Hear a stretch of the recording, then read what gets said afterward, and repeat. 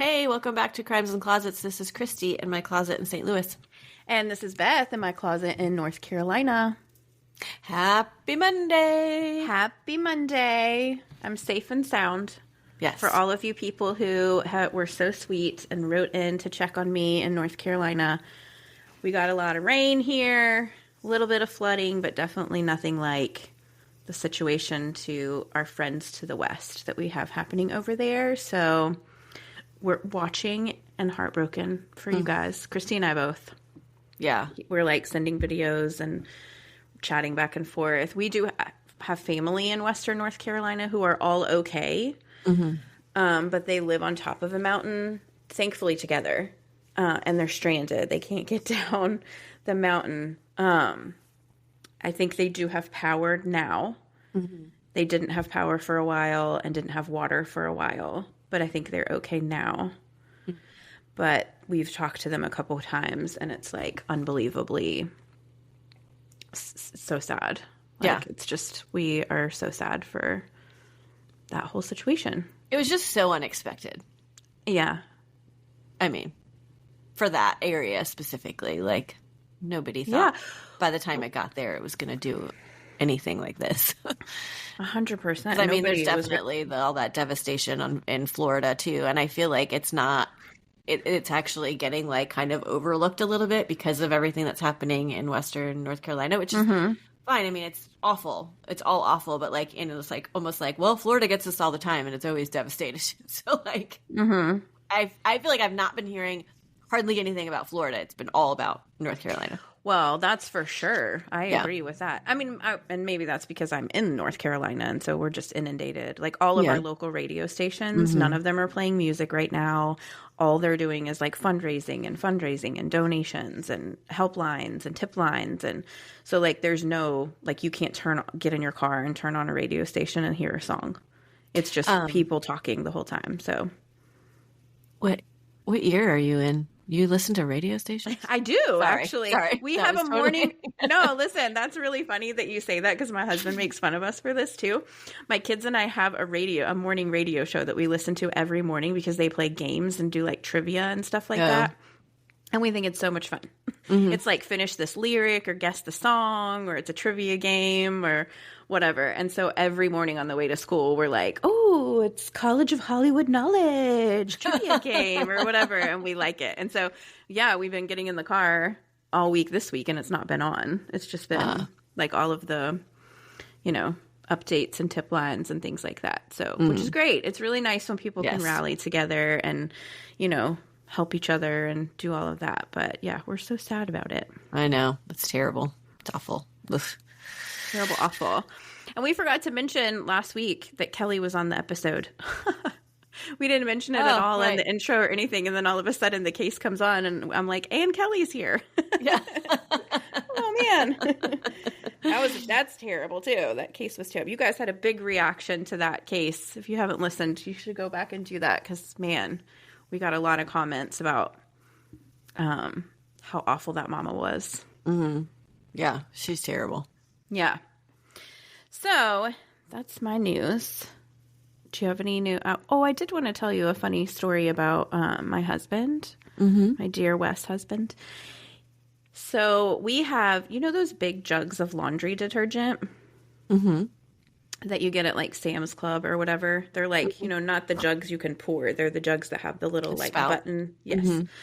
So that's what I use. And I have it sitting on the shelf over top of my washer. And he was in his office the other day and just heard this big like bang bash noise coming from the laundry room. And he's like, what in the heck happened? Like, what was that? So he goes to go in, and the laundry detergent had fallen off of the shelf and exploded all over the laundry room.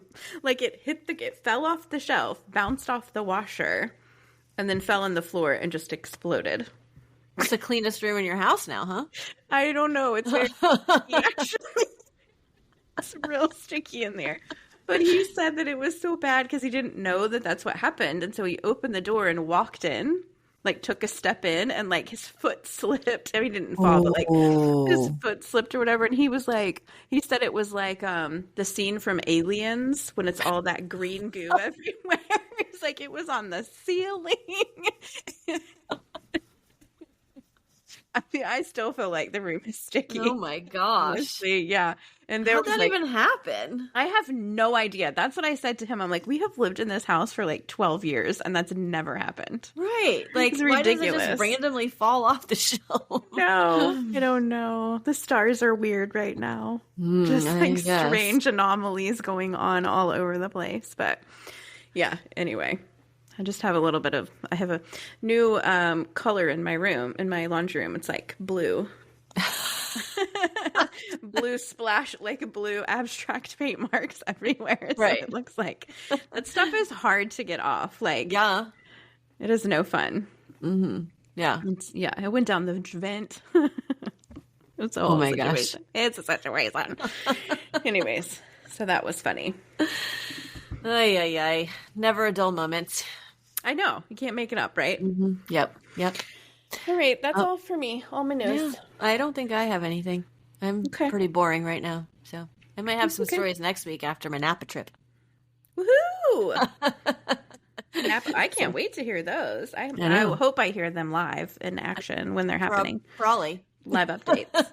Yeah, you and Kelly, you better FaceTime. I have to remember to bring my big old wine, my wine luggage so that I can bring wine home. Yeah. So, yeah, can't forget that.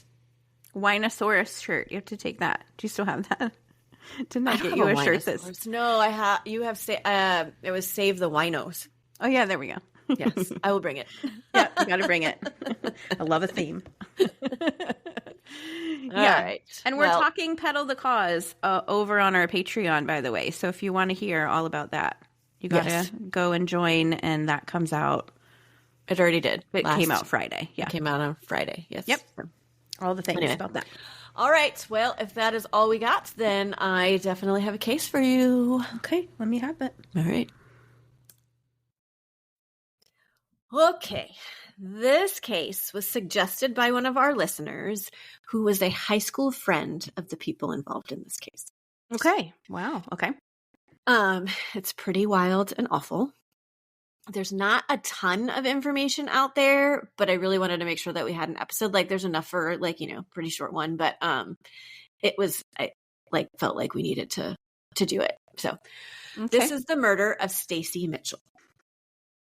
Stacey was born on June 17th, 1990 in Dorset, England to Andrew and Sophie Mitchell. Stacey had one older brother who was almost 2 years older than her and two younger sisters, and they were about 7 to 8 years younger than her. I don't know their names. They're never mentioned, just that she has siblings. When Stacey was 10 years old, the family moved to Perth, Australia. Cool. Yeah, I know. I want to live in Australia. You do? No. Well, I mean, I've never been. Scary stuff in Australia. But they have I think spider rain. I know. Can't be that bad, can it? I mean, I've seen the videos. Okay. All right. Stacey is described by her family as bubbly and the life and soul of the house. Aw. Yes. As a teen, she had her moments with her parents and fought with them. I think we all feel that pain from time to time ourselves. Mm-hmm. Relevant. Yes, we're very relevant. In December of 2006, Stacey's dad was out of town for work in Japan, and Stacey got into an argument with her mom, and she ran away. Oh. She ended up going to stay at a house that was shared by several people. I feel like it was named in one of the articles like a house share, and when I looked it up, it was basically like people like rent rooms in the house and like share the common areas. Yeah. Yeah. That's common in college. I feel like, yeah, when you don't live in the dorms, but you do live in like school housing or whatever, it's like that. Yeah. I mean, this wasn't that, but yes, it's similar like thing. She had a mutual friend who had been staying there. And so she was like, hey, you can come stay. It's like $20 a week for you to rent this room. Like, come on in. But like a day or so after, it's reported that that friend did move out and left. Okay. The other housemates were 18-year-old Valerie Parshumti, 19-year-old Jessica Stasinowski, and 27-year-old David Ross Haynes, who he happens to be like the son of the landlord. Okay. Okay. So Valerie and Jessica were in a relationship. Okay. It seemed like everyone, like I said, there just rented the room in the house. Stacey's friend said that they could live there, like I said, for $20 a week. Stacey had moved into the house on December 14th and contacted her parents on December 17th. So she was only there a few days before she did get in touch with her parents. And she reconciled at that point with them and agreed to come home the next day on December 18th. So her parents had planned to pick her up from the bus station. Well, the next day, she didn't show up. She wasn't at the bus station when she was supposed to be. And so her parents were like, that's, not what we're expecting. She wanted to come home. So they got a little bit worried and couldn't get in touch with her either. So they reported her missing. What year was this? Can you remind me? 2006. Okay, that's what I thought you said. December. Mm-hmm. So through a little bit of investigating, they eventually figure out where Stacey had been staying, and the police go to the house. The police speak to Valerie, and she gave them a fake name, didn't tell her who she was for real, because apparently she had kind of had some run-ins with the law, so she didn't want to tell them who she was. Mm-hmm. And she was like, Stacey left, she's not living here anymore. So when police leave, they end up doing some digging and discover who Valerie really was and realize that she had had some run-ins recently. And so that's why she had lied. And actually what happened was in October of that, so just a couple months earlier, she had gone to a local youth center and threw a brick through the window. And then some counselors that were there noticed that she had a pretty nasty meat cleaver in her hand at the time too. Yeah. I know what it is, but yikes. Yeah. I don't know what her intention was or why she went and did it. It's not gone into detail. It's just stated that that's what her run-in was. So the police go back over to the home once they realize who she is to speak to her again. And this time David, the landlord's son, answered the door, and he ends up breaking down and telling the police that the girls had killed Stacey. Okay, David. Yep. Okay. I don't want to lie to you. Police looked around the property, and in the shed in the backyard, they found a wheelie bin, which is basically what they call a garbage can there. Okay. We've come across that one other time saying a wheelie bin. Yeah. And when they opened it up, they saw feet sticking up, and then inside, no way, a body. They put her in the trash. Yes. Oh. And they couldn't positively identify her because she had already started to decompose, and so they had to, through dental records, find out that it was, in fact, Stacey Mitchell. So, which it seemed like it was only a few days before they found her, but I don't know if it's because of the way she was in there. Because remember that one case of the kid that was rolled up in the mat and he was unrecognizable because the blood was rushing down. Oh, yeah. Remember? So I don't know if that's part of the reason, but anyway. So they do identify her. They arrest Valerie and Jessica right away. So first I want to talk about these ladies before we get to the details of what happened. Mm-hmm. Valerie states that from the ages of 3 to 16, she was physically abused by her father. And one source had said it was possibly even sexually abused. Her dad actually at one point was in jail during her childhood for beating her mother in front of her and her siblings. And Valerie actually had to pull him off of her and protect her brothers at the same time. Dad had held garden shears to her throat at once, and she, the only way she could get away with him was taking an object and beating him over the head with it so she could run away. So she has not had a great life. Her parents would eventually divorce, and she also was found to be obsessed with the vampire subculture, and she enjoyed drinking blood. Initially, it was just her own, but then she moved on to others, and I'm not really sure how she did that and how she convinced people to give it to her or where she got it from, but... Yeah, that's not even safe to do that. No. I don't know how often she did it, but anyway. Ever. It's not safe ever. No. Ever one time. Yeah, no. Okay, so Jessica's parents also divorced at some point in her life, and she was just distraught about things and would cut and burn herself. And she states that she is very isolating and emotionally barren, which I find very interesting that she described herself that way. Like, emotionally bare. Like, I have zero feelings. I guess so. Okay. Yeah. Well, okay. Mm-hmm. Self-aware. Yeah. I mean, that's good, but no. Anyway, she ran away from home and lived on the streets and used drugs and fell into prostitution for money until her and Valerie would get together. I don't know how they met or where they met, probably on the streets, but they eventually would meet, and they moved into this house in June of that year. So just 6 months before. The combination of these two together is proven to be deadly. So immediately upon moving in, Stacey started pushing buttons and was annoying. Those were the words that the girls used. She annoyed them. She would walk around the house in her underwear. Jessica, who had a full-time job, became very jealous because Valerie and Stacey would be home during the day, and Jessica took Stacey's actions as flirting, but more than likely it was just like an innocent thing that she did. Like, walked around. It's your house. Right. Do what you want in your house. Yeah. So, and there's no indication that Stacey had feelings for any of these women or that she was a lesbian either. Like, there was nothing of that sort. But Jessica was very jealous. So Jessica expressed her feelings about this to Valerie, and which Valerie was like, no, that's not the case. Like, I don't like her. Like, I don't have feelings for her. There's nothing happening, whatever.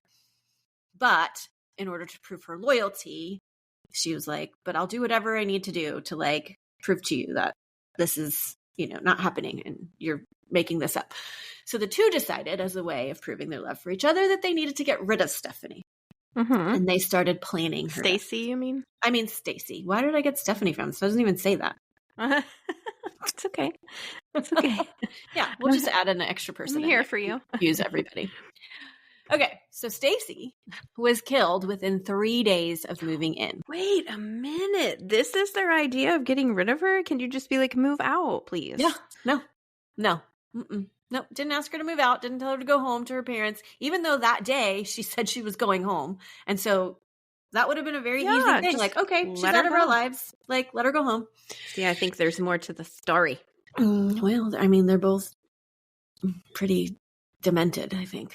Okay. So the first couple of attempts, they made a couple of attempts first on her life, but they didn't work. David had actually witnessed Jessica grinding up glass in one of those I don't know what are those mortar pest whatever, you know what I'm talking about. Yeah. And he's like, what are you doing? And muddler things, right? That's what you're talking about? Mm-hmm. Yeah. And she's like, I'm planning to put this in her drink and have her drink crushed up ice. Or not ice, glass. Glass? To which she said, this is it, because it'll be an agonizing death. And she wanted her to have an agonizing death. And David's like, yeah, but it's going to be so agonizing that she's going to make a lot of noise, and that's going to alert the neighbors. David. Yeah. He's like, choose another way to kill her, okay? Yeah, basically. I need my sleep. Mm-hmm. So Jessica replied with, well, no need to worry, because I just plan to bury her head in the ground so that you can't hear her while she's dying. What in the absolute... Pretty disturbed individual. Yeah. So anyway, I don't know if she ever tried that or just decided against it, but it was not the way she died. The girls also put oil on the bathroom floor in hopes that she would slip and fall and hit her head hard enough to kill her. That did not work. I don't think she fell. When all this didn't work, on the night of December 17th, the three girls sat in the kitchen to party together. They were drinking whiskey. So this whole time they're acting like they're friends. Pretty much. Yeah. Yeah. They're listening to music. It's stated that the girls also gave Stacey a sleeping pill so that she would be less coherent when everything happened. Stacey tried to get up at one point to dance, and Jessica was like, no, sit down, and then yelled, now, when Valerie came up behind her with a cement block, like a cinder block, and hit her in the back of the head with it. And she did this several times. And Stacey did attempt to get away from her, and Valerie would just like follow her through the house behind her, continually hitting her in the back of the head with this cinder block. It was never released how many times Stacey was hit with this block, but it was so many times that the cement block would eventually break in half. Huh. Like against someone's Her skull. head. Yeah. The girls stated, like, you know, in one of their, I don't know if they wrote in their diaries or whatever, but somewhere along the line they stated that they think they hit her like 180 times. I don't know if that was an exaggeration or if that was the truth or what, but because that seems excessive. Yeah. This is not low key. This is not like a clean method. Clearly that there's a complete mess in the house. Like, anyway. Oh my gosh. It's like, so, what? I just cannot. I know I should have given a trigger warning before I started going into this. They're the worst murderers ever. Not like as the worst thing that's ever been done, but like they're bad at this. Mm-hmm. And that sucks because she suffered. Yeah. Yeah. For 45 minutes, it is stated. Oh my gosh. And I don't know if it was 45 minutes including the attack, like, or if it took her 45 minutes after they finished attacking her to die. It's not like completely clear. After this, Jessica took the dog chain she had been using for a belt and started to strangle Stacey with it. Oh my gosh. The girls would like kind of check to see if she was alive every now and then and realize she wasn't. So like that's that 45-minute period. I don't know if that's what took that amount of time or anyway, but they would check and then eventually they would go in and she was gone. The girls took video of her body and the crime scene on their mobile phones. What? With them like narrating the scene and at times even mocking Stacey's English accent. Because remember, she grew up for 10 years in England. Oh my heavenly stupid. They tried to come up with ways to get rid of her body, including making a list with like chainsaw, shovel, getting cement to like bury her and like put her in. And they even went to the hardware store the next day to price all these materials, but my guess is that it was too expensive, and they end up just dumping her inside of a garbage can and wheeling it into the shed. And where's homeboy David? Where's David? I'm getting to that right now. Okay. So it would later come out that David knew of this plan. Clearly, he had walked in on her like crushing glass up. Mm-hmm. He did not participate in it, but he did not try and stop it either or warn Stacey. The girls initially tried to get him to be a part of it, but he was like, no, I don't want to do that. Nuh-uh. And so that day they decided that they were going to murder her. He agreed to stay in his room and turn the music up really loud. So he just couldn't hear it. Come on. I mean, you're a 27-year-old man, David. Like, these girls are 18, 19. Still pretty immature. You are 27 years old. Come on. Mm-hmm. Okay. So David. Yeah, exactly. He did hear Stacey yell for help after one of those first blows, and then he began to like have a panic attack that this is what was happening. And so he called for, I can't remember which girl, but one of the girls to come in. It was probably Jessica because Valerie was the one hitting her. Oh my gosh. Begged to let him leave. He's like, I can't be here. And so they did. So they had him wrap a shirt around his eyes so that he couldn't see the scene. And then he left and just like was walking around for hours. So he couldn't be a part of it. He called a couple hours later and asked if Stacey was dead. And they told him yes, but to give them 2 hours to clean up and they would call him when it was okay to come home. So a little after 3 a.m., they call him and they're like, it's not completely cleaned up, but it's fine for you to come home. So he arrives home around 3:20 and said it was still a bit messy in there. He then also went to the hardware store with the girls the next day and was like part of the plan to like get rid of her.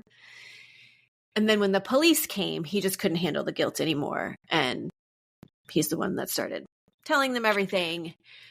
Well, I'm glad that's good, but dude, he could have saved her life.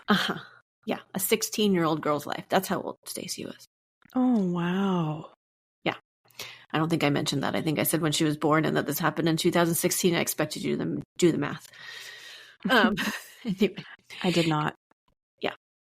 David would also eventually be arrested for accessory to murder. Mm-hmm. In court, the girls were seen smiling and giggling together the entire time. And Wait, they went on trial together? Well, so they pled guilty. So I'm just guessing that this was like at court appearances for like being indicted. I don't know how the court system works in Australia. Okay. You know how things can be different there. But they do plead guilty. So I don't think that there's a trial. Okay. Necessarily. But when they are in court, this is what they're doing. And the court psych evaluation of Valerie showed that she had severe personality disorder and also that she was, like we already know, obsessed with vampires and sexually aroused by torture and violence. Yeah. One of Jessica's cellmates said that she told her that when they committed the murder, it was so hot that they kissed over her body. Oh. In a January 2007 letter, I don't know to who or if I have no idea who this was for, but she wrote a letter and she wrote, "As soon as it started, I wasn't me. I have never felt that kind of lust for blood before. Something in me changed. The feel of her blood sprayed all over me was almost a romantic, animalistic lust. I don't know when or how. All I know is something in me felt in place." Oh my! You're a psychopath, ma'am.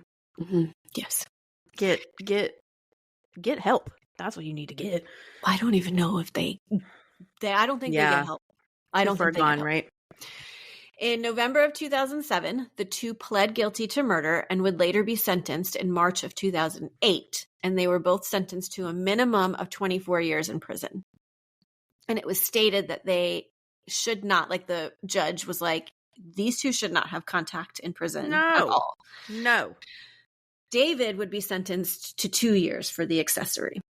So he's out. I mean, that was a long time ago.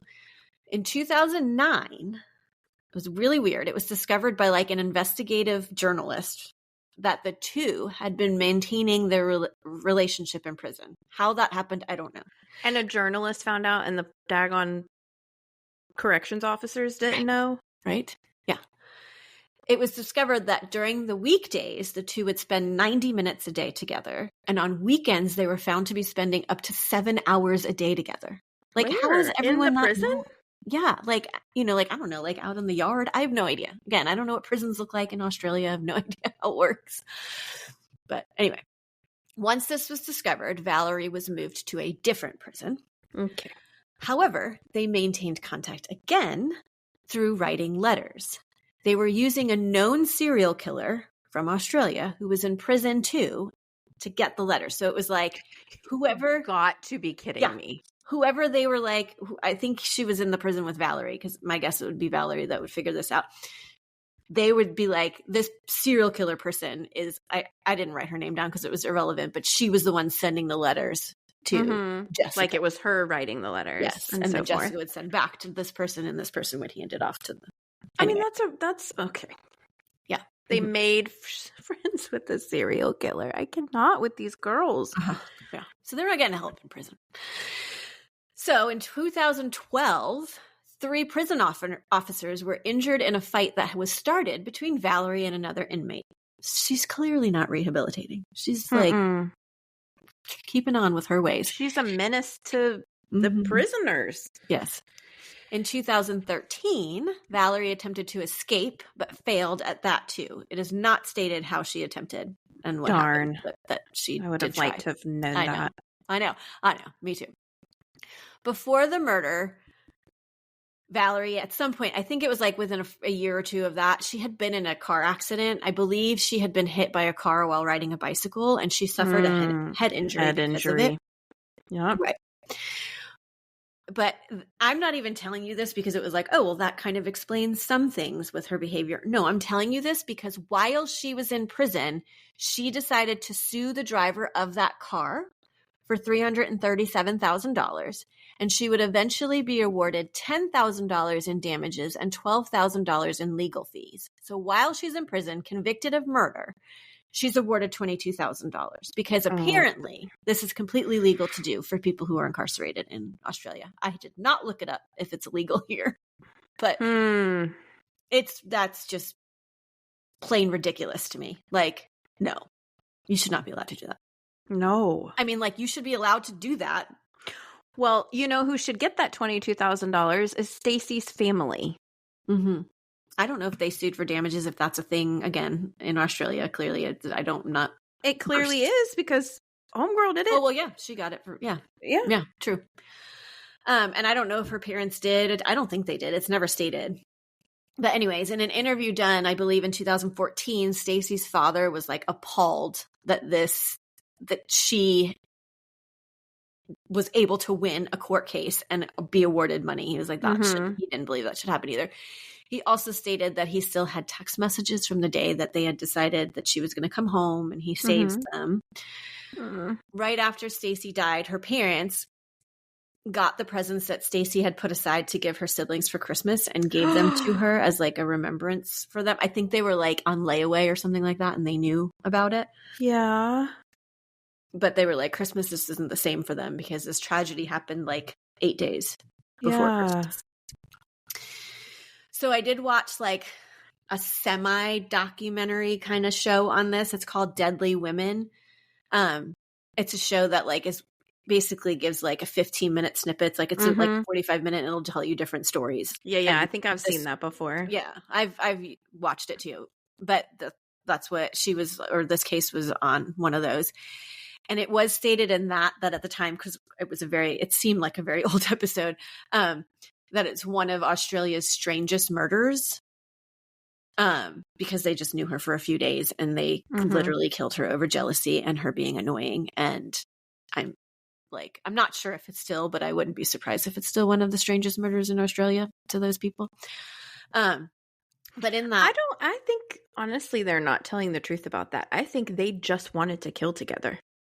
Oh, I'm still 100%. That was an opportunistic way to do it. Yeah, 100%. Especially I'm pretty sure the vampire one. Yeah. Yeah. You know, I wonder too if she drank her blood. Oh, no. It's never stated. But wasn't she the one that wrote the letter about all the blood and all that? Mm-hmm.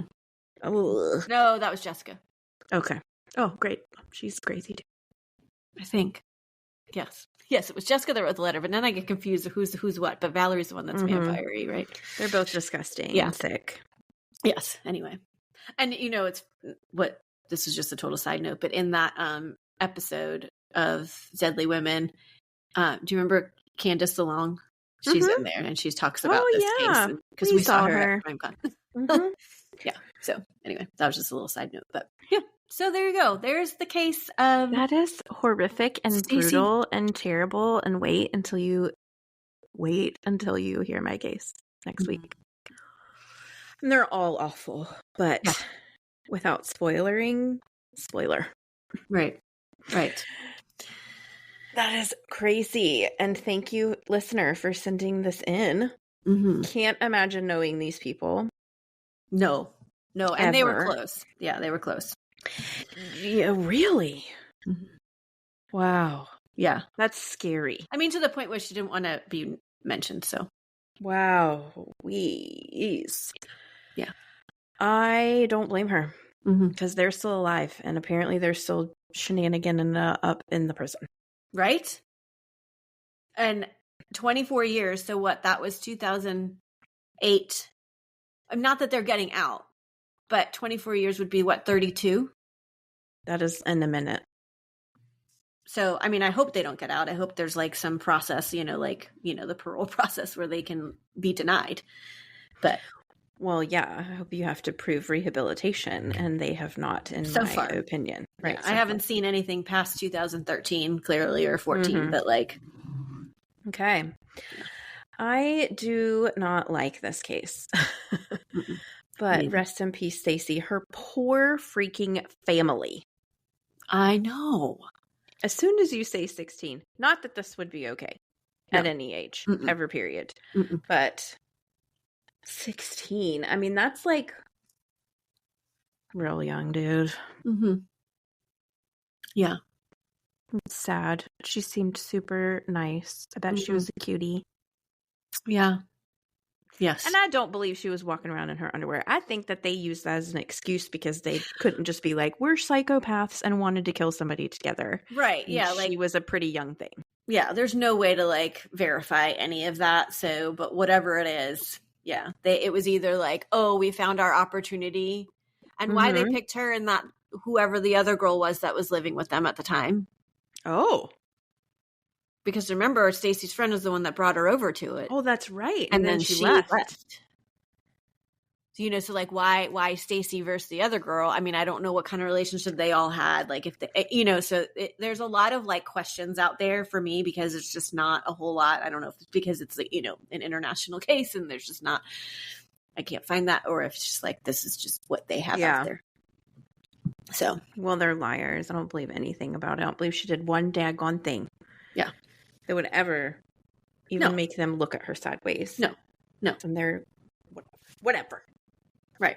Okay. Well, thank you for that. That was probably terrible to research. I know that maybe I'm wrong about this, but this has been on your list for like a day and forever.